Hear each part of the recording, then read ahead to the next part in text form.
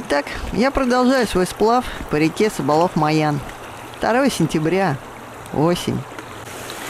Все предыдущее время путешествия я особенно не торопилась. Мне казалось, что маршрут не сильно длинный. Сплав – это уже окончание, выход с маршрута. Однако даже здесь, в верхнем течении, скорость сплава не очень-то быстрая. Размеренная. Быстротоки сменяются ровными плесами.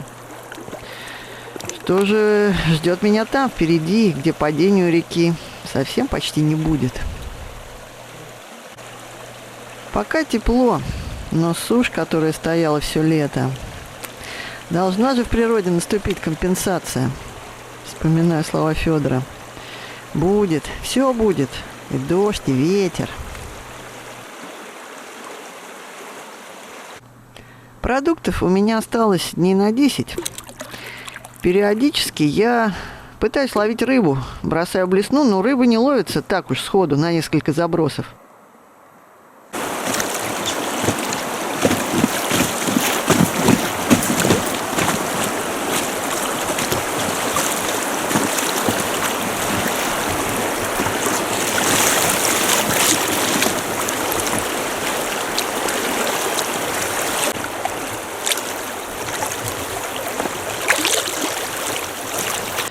Уже подумываю, может быть, зря не сделала запас продовольствия в той яме, где поймала крупного ленка. Но мне казалось, зачем ловить лишнего так уж сразу? Лучше растянуть удовольствие рыбалки на другие дни. Да, речка разнообразная. То бежала, то вообще стоячая вода. А впереди ведь еще больше 300 километров сплава.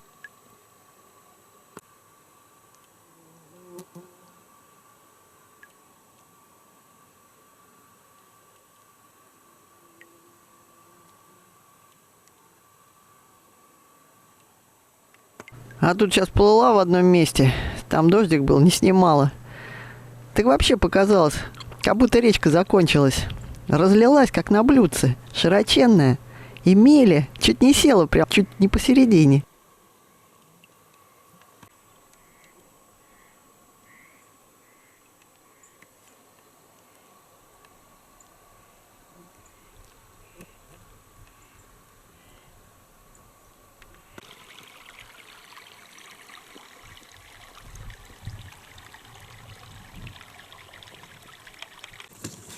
Сейчас что-то плеснуло.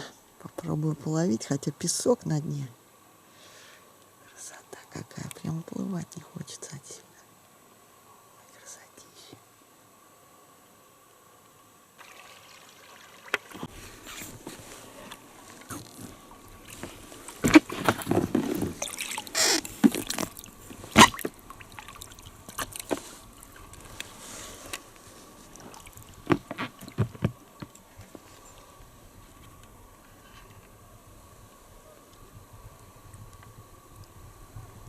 Гагар кричит.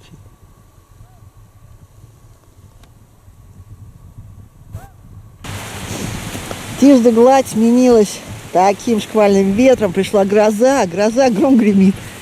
Я тут укрываюсь от ветра. Обед тут делала. Там лодку пришлось вытащить. Я чуть ветер не сдул. Совсем на берег вытащил. Ожидаю. Под толстой лиственницей. После вчерашнего фронта холодного с ветром, с дождем пришла непогода. Потом второй фронт подошел. Как вдуло, как зливануло. Ветер крутил вечером вчера. Сейчас с утра туман был. В 7 проснулась, встать не могу. Холодище, ничего не видно. Только сейчас 10:30 более-менее распогодилось. Первый раз тент поставила, но его вчера здесь со всех сторон задувало. Первый раз пилой пользовалась для разведения костра. В общем, все намокло. Заполярье наконец-то показывает свой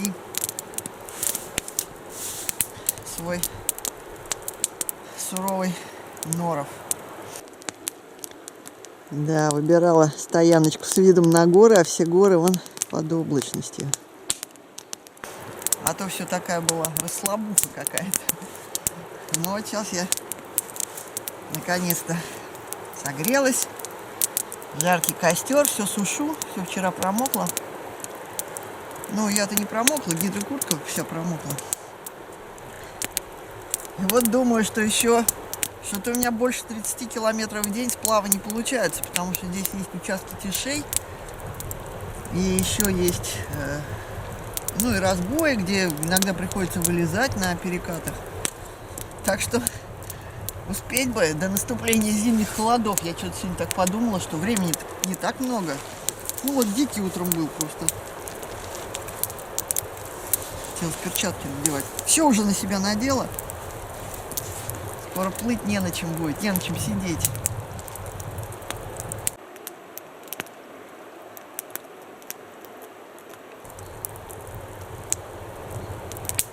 Ну ничего, конечно же я грибу. Вода, главное, не поднимается. Облака поднимаются. Туман расходится потихоньку. Так что, я думаю, все будет хорошо. Вот оно в чем дело. Что ж так холодно. Все. В горах уже снег. Как вовремя я оттуда смоталась.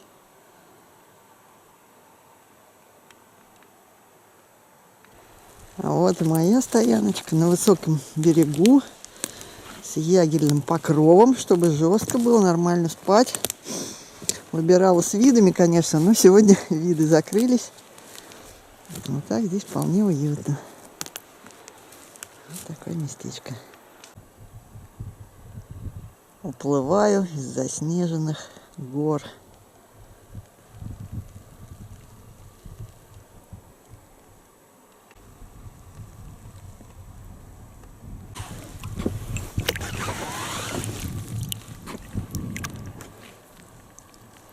Впереди уже ниже горы. Здесь последняя высокая точка, где-то 1500. С нее обзор.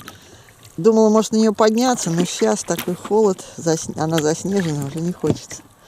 А эти уже порядка 1000 с небольшим. И скоро они закончатся.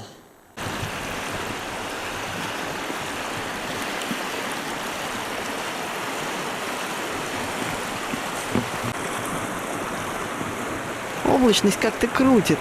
Сбоку приходят какие-то тучки, то меня поливает, то они опять в бок отходят.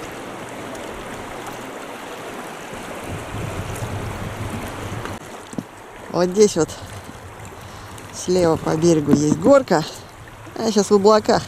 Высота ее порядка 1500 метров, но с нее видимость, как написано, 25 километров. А сейчас все в облаках.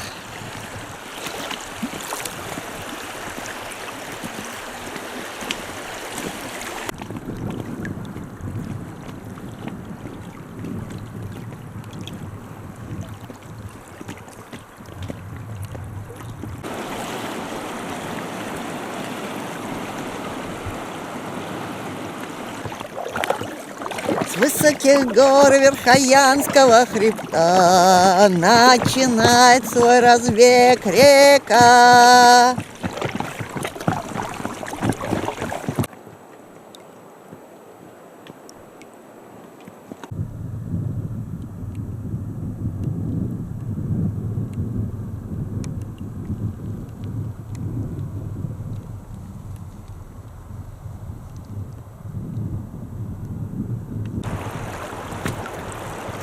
Из этого распадка приходит большой правый приток Самопола, река Куаланда.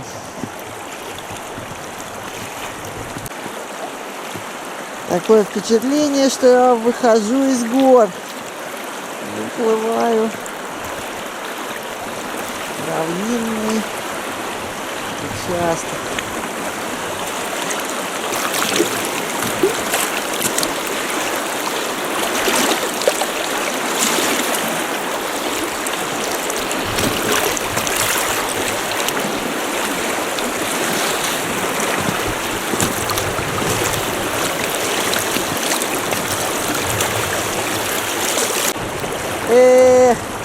До свидания, горы, высокие горы.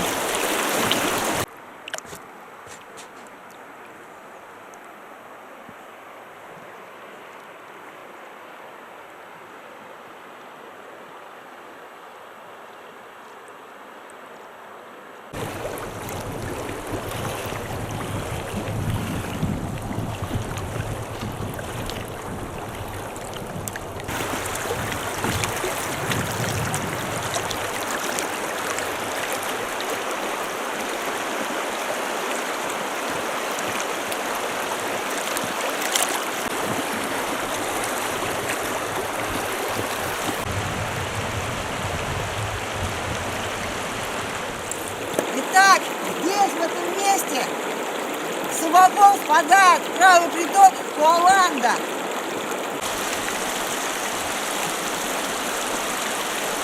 И с этого места река, по которой я сплавляюсь, будет называться Саволов-Маян. Мне остается 257 километров сплава примерно.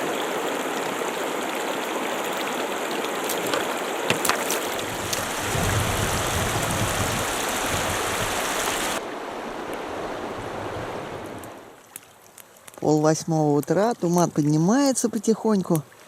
Надеюсь, к 9 будет совсем хорошо, и может быть выглянет солнышко. Пока я завтракаю, у меня кофе. Вчерашнюю уху доедаю. Гольца, ой, какого гольца? Ленка. Я поняла, что его можно тоже с чешуей есть. Надо еще ловить, чтобы быть уверенным в завтрашнем дне.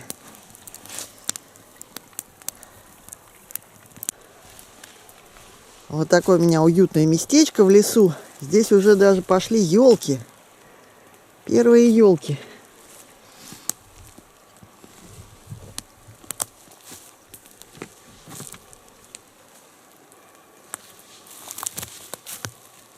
Они там подальше. Вон она, елочка.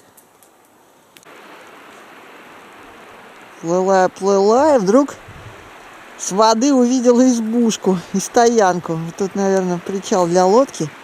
Я причалила. И вот тут стройка идет. Избушка новая строится. Сейчас никого нету. Тут лабаз. И там мясо на нем лежит. Даже не знаю, может кусочек взять.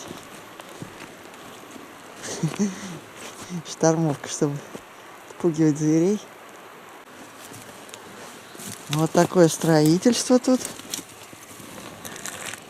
Ну, все капитально, мхом заделано.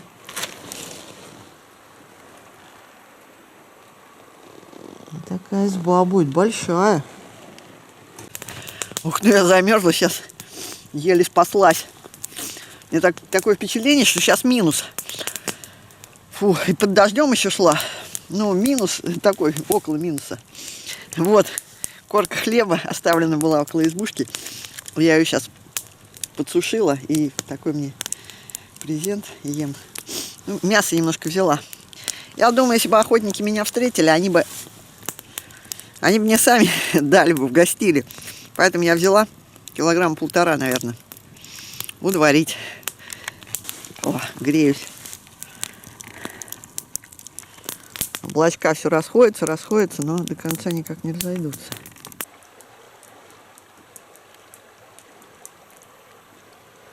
А лиственницы здесь внизу их еще зеленые. Желтые это ивы. Вот такая здесь речка. Она то одним руслом, то все-таки делится на протоки. Больше 200 километров мне еще до окончания сплава. Думала без обеда ходить, но нет, без обеда тяжело. И погреться, подсушиться. Да и еды теперь навалом. Кострище. Вот горки хоть немножко, но показались. Низкие уже. А впереди вообще просвет. Пробую ловить, но ничего не выходит. А речка, несмотря на то, что здесь разбивается на 3 протоки, несется вниз. Очень даже быстро.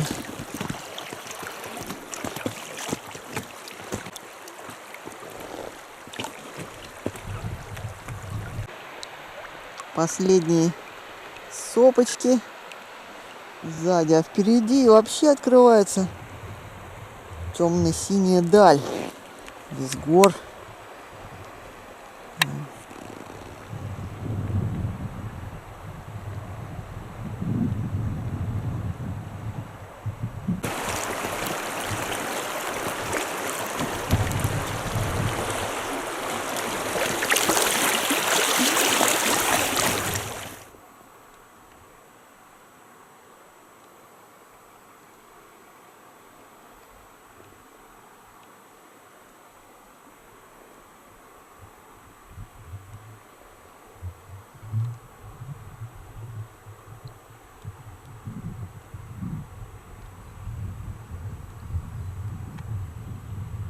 красная тундра вдали. На крутом повороте завал из бревен. Непонятно, есть ли там проход. Но течение небольшое, здесь легко можно сманеврировать куда угодно. Я вот ушла под более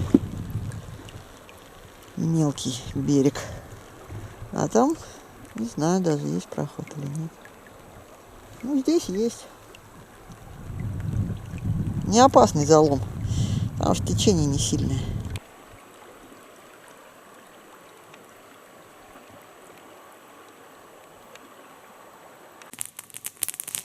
В природе наступило редкостное умиротворение, наконец-то. Все, непогода стихла. Солнышко уже появляется через облачка высокие. И река стала совершенно спокойной, резко. Она вошла в единое русло. Течение у нее еще есть, она течет, но нет сильного стремительного разбега, нет. Закончились перекаты, она в едином русле пошла. Вчера вечером с трудом нашла стоянку вот здесь вот на высоком берегу, потому что все были неподходящие берега. Вот здесь вот такой участок высокоствольного лиственничного леса. Вот у меня уже тут все кипит. И вот здесь я поставила свой лагерь. Вчера здесь дуло, а сегодня все. Снова наступила хорошая погода. Я уж думала, она уже полностью осень, уже не будет тепла.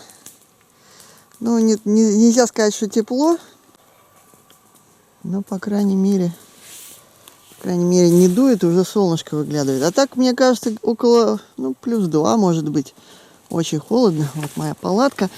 Естественно, уже давно внутри палатку не ставлю. Сплю просто под тентом на коврике. У меня 2 спальника. Вот пуховый и такой прималофтовский. Я на нем, чтобы от земли тепло и чтобы он конденсат набирал. Ну, хоть что, могу в 2 влезть, еще пока не влезала. У меня тут гидроснаряжение, все свалено. Сегодня, похоже, может быть, можно и так будет идти. Вот запас мяса. Так что можно вообще зимовать. Остатки вчерашнего мяса у меня. И сейчас еще пропал 5 злаков. 3 горсточки. Заливаю кипятком и на угли. И будет сейчас все готово быстро.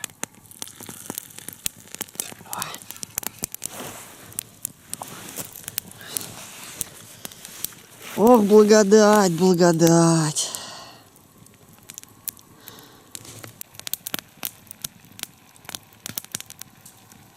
Редкостная тишина, только костер нарушает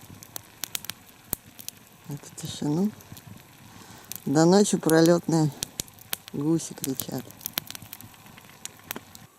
Вышло солнце, как все заиграло. 2 дня я его не видела. И горки появились, а то были под облаками.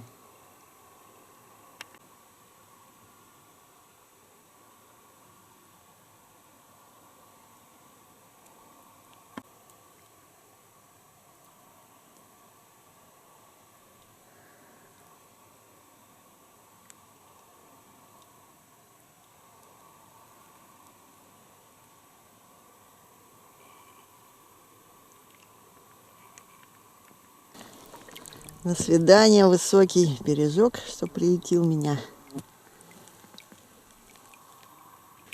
Живописно берега под солнышком. Правда, сейчас уже находят облачка. Речка, течение где-то километр, наверное, в час, не больше. Ширина не больше 100 метров. Спокойная, тихая речка. Знаменательный момент. Примерно 200-й километр сплава. Это середина реки, середина сплава. Река поменяла свой характер кардинально. Не зря в верховьях она называется Собопол, а здесь Соболох-Маян. Вот уже километров 20, наверное, как закончились журчащие перекаты. Река приняла вот такой характер равнинной речки.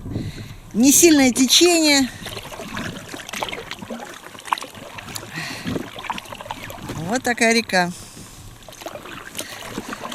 Конечно, я плыла не с самых верховьев эти 200 километров. Начало и верхом на лошади, и пешком, где не было воды. Только с 35-го где-то километра я начала сплав. Там были пороги, перекаты. А здесь уже речка отдыхательная. Вот такая.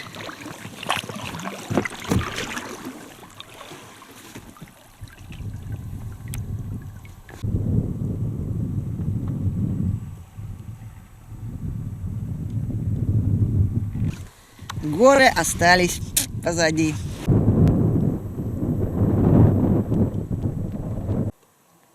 Мне открылась картина заснеженных гор, из которых я уже ушла.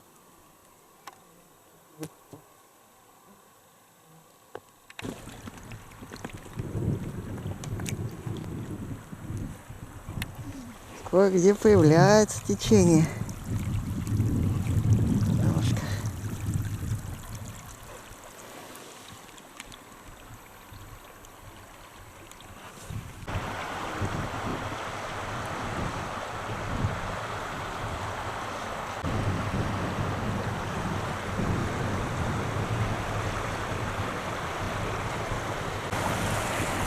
Да, редкий перекат. Вот чуть-чуть появилось течение. Ох.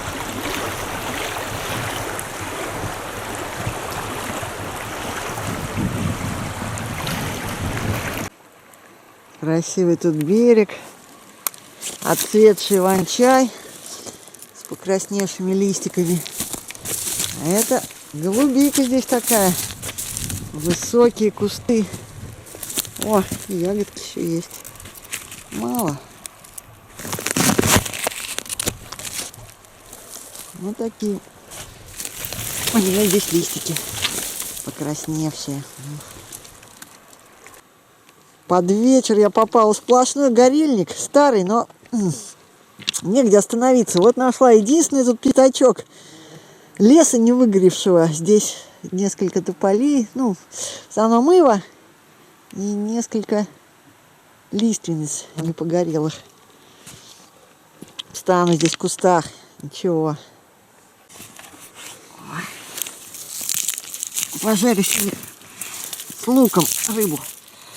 Остаток рыбы, а здесь такой лук хороший растет. Ой. Ой, зелененький. Вот они, уцелевшие тополя, будут шуршать листвой ночью. Хорошо. Моя лодочка. Куда я место все искала, здесь такие заросли были.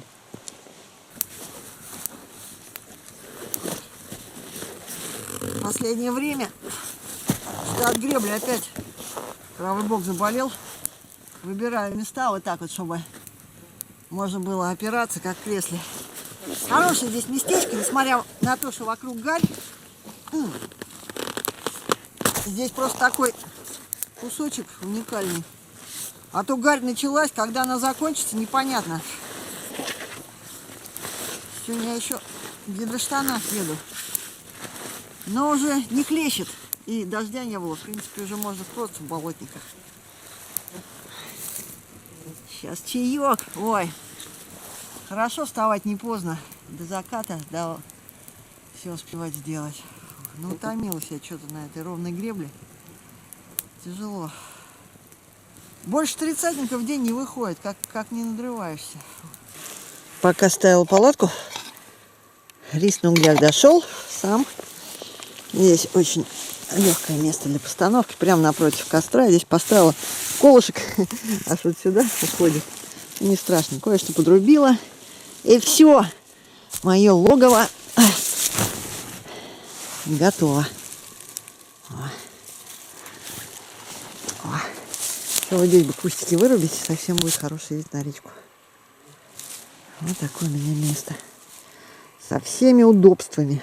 Просто шикарное.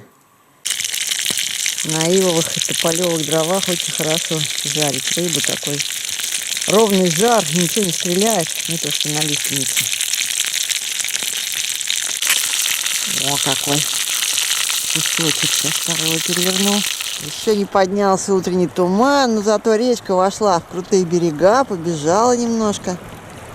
Так, ничего стало. Еще бы рыба ловилась, но что-то не ловится.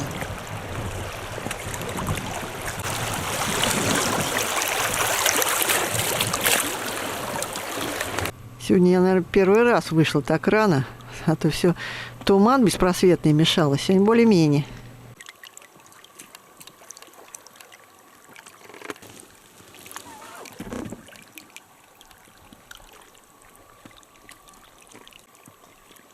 А вдали пробивается солнышко. Сейчас где-то 9:30 утра. Ну, к 11, наверное, пробьется, может, раньше.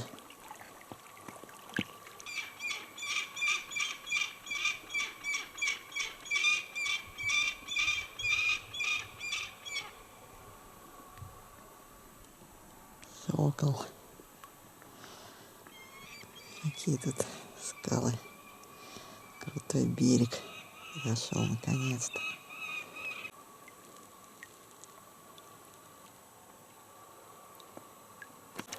Наконец-то вышло солнышко, раскрасило картинку красивую на речке.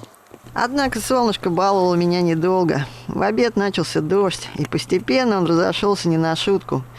Я незаметно отсырела и замерзла. Как назло, берег шел крутой, с неприступной стеной чистокольного леса. Быстро темнело. Дождь был неприятный, с ветром в лицо. И, как водится, меня спасла только песня «Зачем, зачем, владыка, мне столько воды там». Сейчас стоянку искала больше часа. Причалила раз 6, вообще не было мест, только вот в самой южной части петли, ну, я так предполагала, здесь должно быть такое пологое местечко, и все, я спасена. Главное, под ливнем шла, и сейчас он закончился. Здесь ивы. В ивах всегда можно найти много дров, которые легко добывать. Вот. И там вот есть ровное местечко, а то вот где не вылезешь, вообще нет мест. Все заросли, буреломы. Сейчас буду разводить костер с помощью... Вот у меня были припасена смола лиственничная. Ой, не лиственничная еще, еловая елка была. И вот здесь вот даже есть сухие веточки ивы. Вот здесь вот они не намокли. Так что сейчас разведем быстренько. И тент, главное, стоит. Крыша есть. Все, я спасена. Да, сегодня припозднилась с готовкой из-за того, что долго место искала. Вот. Бифштекс с лосятины. На ивовых угольках отлично жарится.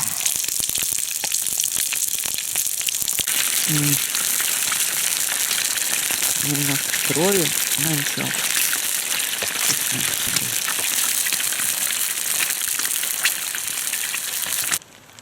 Непогода разгулялась, закручивает ветер. Даже мне пришлось тент поменять место. С другой стороны задуло. То дождь, то порывы ветра налетят. Решила сегодня сделать отдых. Уже неделю я на сплаве. Сегодня суббота. Надо отдохнуть немножко, восстановиться. Доедаю лосятину. Не, ну у меня еще есть. Буду оладушки жарить. Здесь у меня отличное место. Сейчас, если дождь выйти, потом долго не будет места хорошего. 135 километров мне осталось. Дождусь хорошей погоды лучше.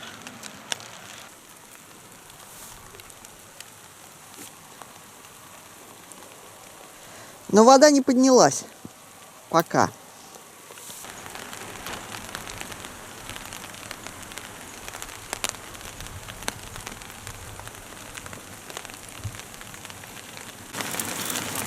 Жарю тут оладушки, можно сказать, в экстремальных условиях. Пришлось тут нагородить еще шалаш от ветра и дождя. Опять поменялся ветер. Крутит его. Задувает. Вот. Пеку потихоньку. Погода все никак. Ура! Наконец-то мой лагерь посетило солнце. 9:30 утра. Сегодня ветер стих. Дождь прекратился. Все начинает подсыхать потихоньку. Я сейчас собираюсь плыть дальше. Оставаться нельзя. Здесь у меня запас воды в термомешке, чтобы не ходить. Вчера уж такая непогода была нехорошая. Но надо же, я уже думала здесь надолго. Все-таки осень. Надолго циклон завис. Нет. И даже вода не прибыла. Удивительно. Сейчас так холодно, что уже с утра начинаю есть мясо. Оно меня будет греть весь день. Итак, сегодня 8 сентября, уже больше месяца. Я нахожусь на маршруте. Сплавляюсь по реке сейчас Сабалох-Маян. Она оказалась медленнее проходимой, чем я думала. Здесь течение в конце стало слабее. Немножко медленнее пошло мое передвижение. А здесь очень резко наступила осень. Вообще была жара, и вдруг похолодало. Я сейчас на себя вообще уже все надеваю. Хорошо теплую куртку взяла.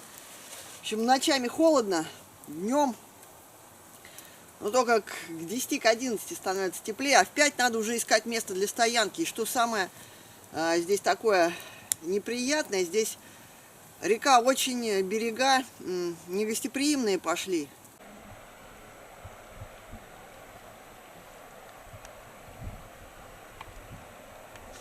Не везде найдешь вообще, где вылезти на берег, так нормально, чтобы поставить лагерь, чтобы было безопасно, были дрова, да вообще, чтобы было ровное место.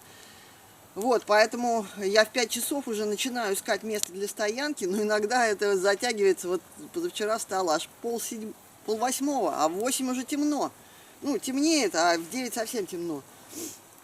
Так что тут такого ходового времени сейчас остается теплого, где-то с 11 утра вот до 5 вечера, а потом надо уже вставать.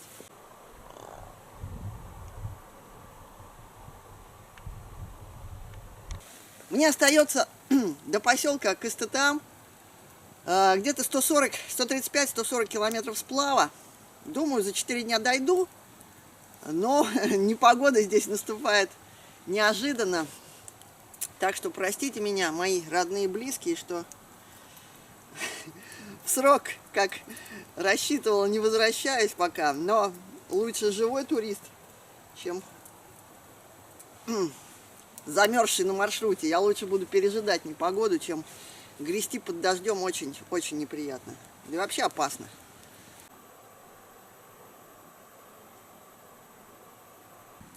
Просушка всего снаряжения перед отплытием с теплой просушенной стоянки. Это необходимо. Теперь я могу еще попадать в непогоду, вставать в дождь. Лучше, конечно, этого не делать, но если это произойдет, ничего со мной не случится. Без витамина С тоже не выжить. Надо есть для профилактики простудных заболеваний.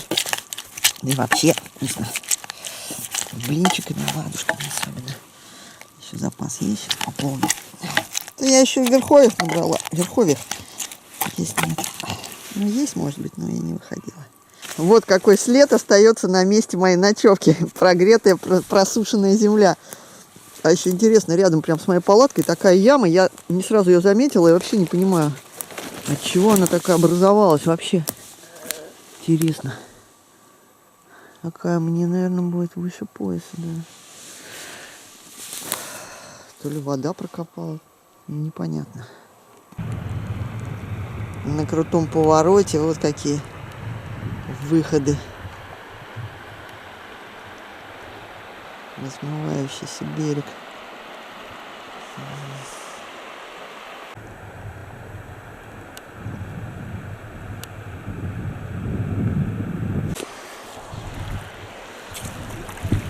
Перекатики встречаются, это хорошо.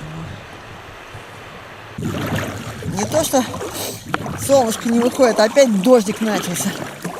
Что-то не хочет меня Сабалох-Маян в хорошую погоду пускать. Вот такие здесь берега. Низковатые, течения сейчас опять почти нету. И дождь пошел. Эх, Ладно, что поделаешь.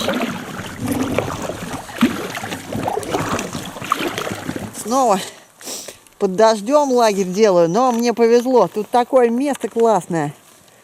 Просто вон дров полно. Но главное ровная такая полочка на берегу, который вогнутый. Ой, то есть выпуклый. Такие тут редко бывают полочки на изгибах русла. А вот там вообще от ветра меня загораживают. Загораживает высокий берег. В общем, я живу. Здесь под этой лиственницей и костер сделаю, и палатку поставлю.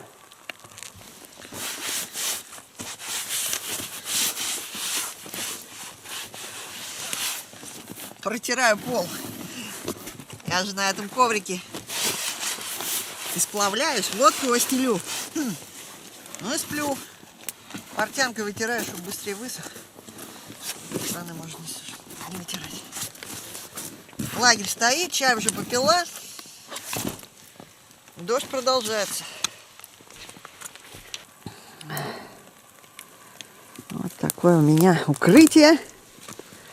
А вот вход в мой домик, где я буду спать.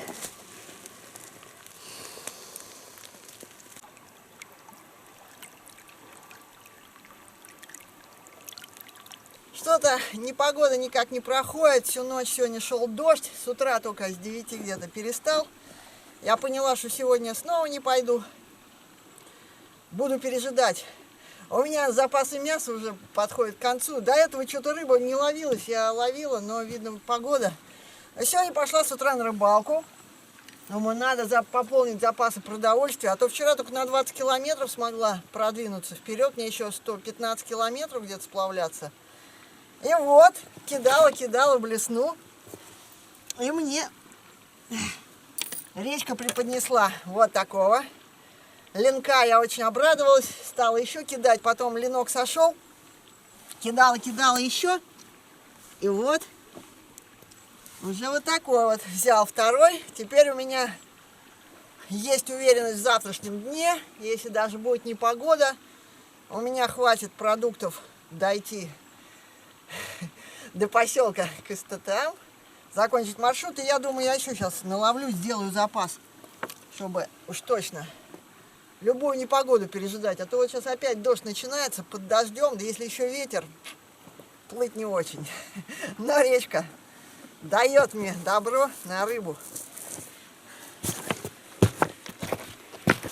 Да, кстати, ловится вот на такую блесную вертушку. Это, ну, она аналог Мэпса.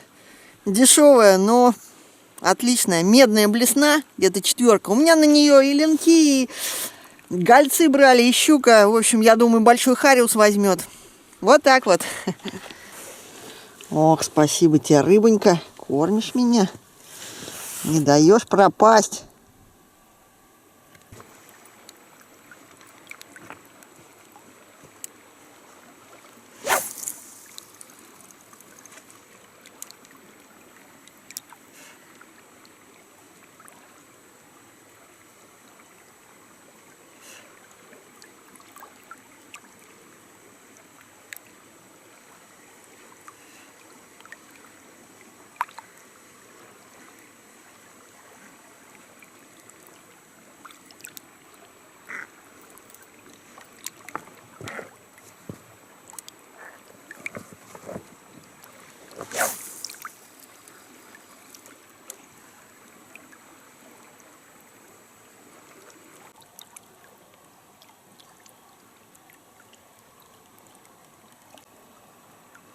С этого берега иногда камешки сыпятся.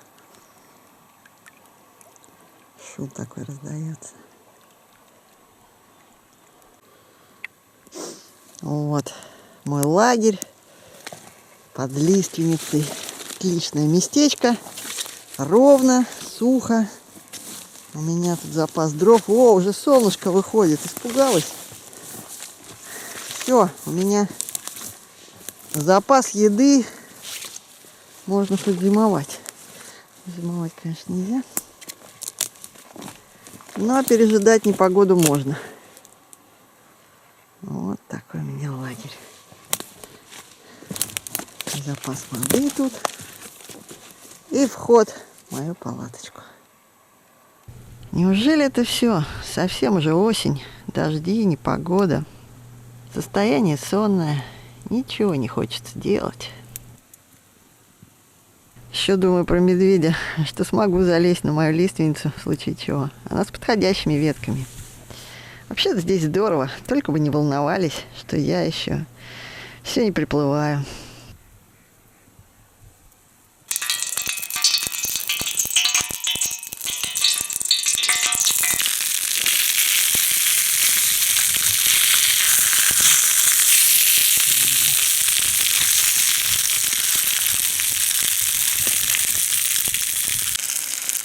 Ой, у ленка такая жирная, такая вкусная кожа, толстая, хорошая такая. За счет нее лишний жир выделяется, наверное, для жарки. Очень уж я люблю жареную рыбу. Ну, хоть тушеную. Съела 3 куска рыбы, полную сковородку. Ни в одном глазу. Опять хочется есть, сейчас еще буду жарить. Жор пошел дикий. Вроде... Ем, ни в чем себе не отказываю. Столько лосятины съела. А блинов я вчера сколько. Ну, все съела, правда. Вот, что позавчера нажарила, за 2 дня все съела. Грамм 400 муки. Накопилась усталость все-таки. Буду отъедаться сейчас опять. Угольки подойдут.